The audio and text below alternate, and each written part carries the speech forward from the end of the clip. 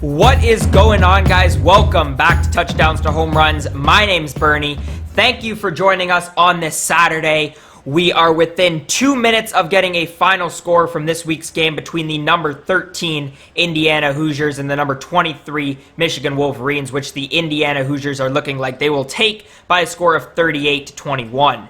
And boy, this was a very, very disappointing game, but it continues a fantastic start to the Indiana season. Michigan, coming into this game, had won 24 straight games against Indiana, including 39 of the last 40 and only one loss since 1967. But the Hoosiers came to play, and we'll break that all right down. And boy, what a disappointing game for the Michigan Wolverines. But let's start with the box score, and we're going to start with Michigan. The offense was no good. Joe Milton got a bit better at the beginning of the second half. He looked pretty solid at the start of the third quarter, but passed 18 for 34, 344 yards, 3 touchdowns, 2 interceptions, including the late one. 18 carries, rushing the ball, only 13 yards. Hassan Haskins was the leading rusher with 19 total yards. They could not run the ball, and what was really struggling about the way that Michigan ran their offense is because Joe Milton struggled so much with his accuracy in the first half. They tended to run the ball first and second downs, and they couldn't get anything going in the passing or running game. Ronnie Bell was really the only highlight of the game today. Him and Cornelius Johnson. Ronnie Bell had 6 receptions for 149 yards and a touchdown. He got a lot better in the second half.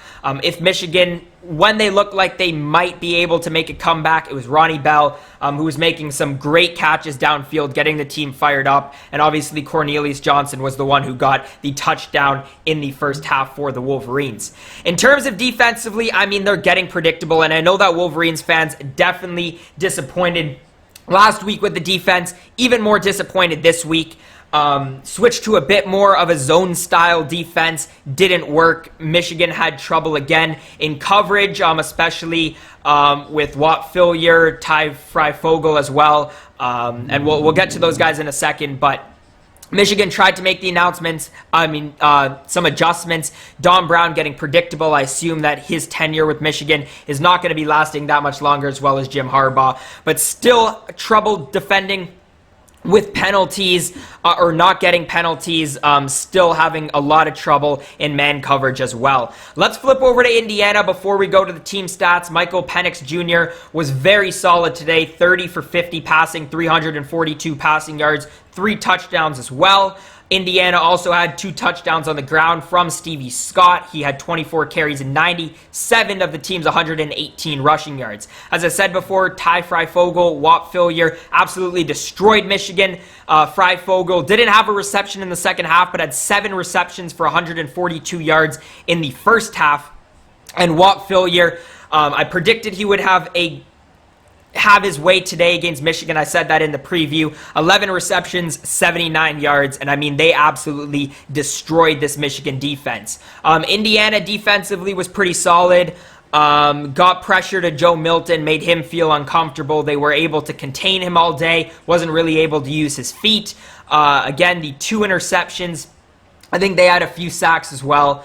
I mean, Indiana definitely looks like a really good team. If you were wondering if they were legit after that Penn State victory, I think today definitely proves that they are. I wanted to flip over to the team stats because I think there's some real issues here. Michigan, 3 for 11 on third down.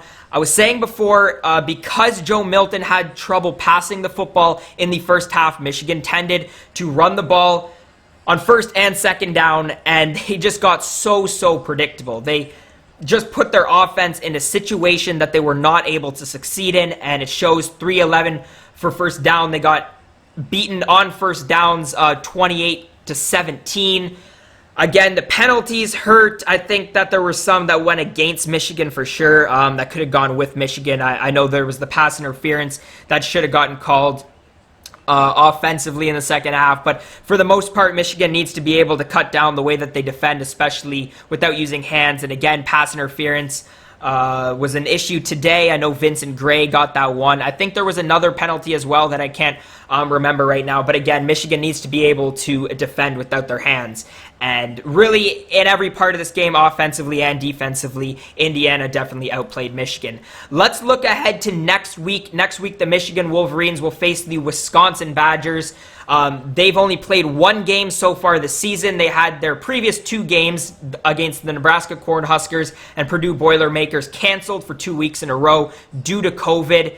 But the Wisconsin Badgers, like I said, played 1 game so far in the season, which was a 45-7 win against the Illinois Fighting Illini. And I know that a lot of people are very high on Wisconsin this year, obviously ranked number 10. So we'll be able to see what they can do tonight. And hopefully Michigan can bounce back next week against Wisconsin. As for Indiana, the Hoosiers will play the Michigan State Spartans.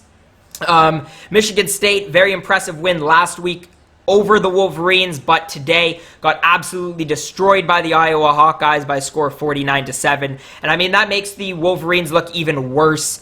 The 2 games that were not against Michigan so far, Michigan State's gotten destroyed this season, but that's a topic for another time. Just before we end this video, I just want to cover sort of where my stance is on Harbaugh and Coach Brown defensively. Personally, I'm not a fan of either of them. I think that both of them will get fired at some point this season. I don't think it'll be today or this week. I think it'll be sometime between the end of the season and the start of next season. Harbaugh's just never been able to win the big games. I think this is his first loss in his time with Michigan that he's lost to a team without state in their name. But Harbaugh's been unable to win on the road. He's been unable to win big games against, obviously, Ohio State, Penn State, Michigan State, bowl games as well. He hasn't been successful on the road. As for Don Brown, I sort of touched on it before. I think his defensive scheme is getting a little predictable. I know that they switched away from the man coverage today, but in the past few years, he was good in the first couple years that he was with Michigan, but he's sort of been declining in the past years. His defensive ranks in college football in the Big Ten definitely been declining. Again, I think he's getting predictable. I don't think his man coverage scheme works, and the zone today definitely got beaten badly a few times by the Indiana offense. So I expect them to get fired, not really soon, but definitely this season before next season. Anyways, guys, if you made it to this point in the video, thank you. Let me know your thoughts on the game down in the comment section below. Obviously, Michigan fans going to be disappointed, but I'd also love to hear from Indiana fans or even outside perspectives if you're just a fan of college football. If you guys liked what you saw today, make sure to leave a like, subscribe to Touchdowns to Home Runs for more previews that we do in the weekdays and then post-game shows that we do for college football and the NFL on the weekends. Also, our website is getting very close to being released, so make sure to keep an eye out for that. You can also find our first 2 episodes for our podcast on Touchdowns to Home Runs. You can find those on Spotify, on Podbean, and on Apple Podcasts. All you have to do, type in Touchdowns to Home Runs and they'll be there. But anyways, guys, if you made it to this point in the video, again, thank you so much for listening, and we'll see you guys next time.